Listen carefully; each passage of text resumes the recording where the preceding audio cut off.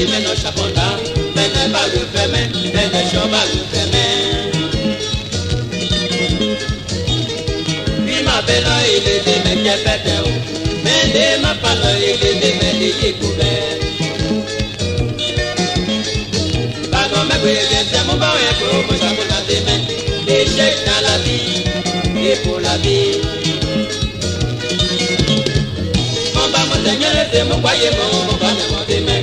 On a dans le verre, aïe, non, y'a coulé.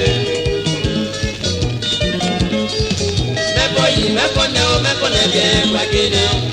Quoi ta bibi, pour l'homme et bien fait. Qu'il y ait de bon, comme le dit, mais non, chaponda. Mais n'est pas le fermer, mais ne chante pas le fermer. Ma belle il était mais qui avait d'eau, mais ma parole il était mais il couvert. Pardon mais prières c'est mon moyen pour me chapeau la vie, des chèques dans la vie et pour la vie. Mon bas mon Seigneur était mon foyer, mon bonheur, mon démon, mon âme dans le verre, aïe il nous a coulé. Mais connaît bien quoi qu'il est, quoi ta bibi, pour l'homme et bien fait.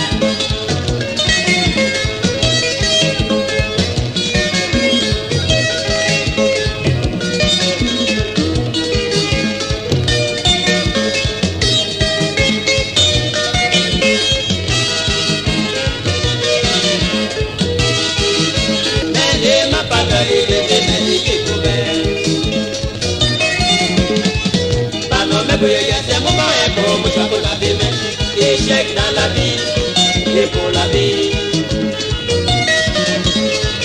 Mon bas mon Seigneur, c'est mon foyer, mon bonheur, mon démon, mon âme dans le verre, aïe,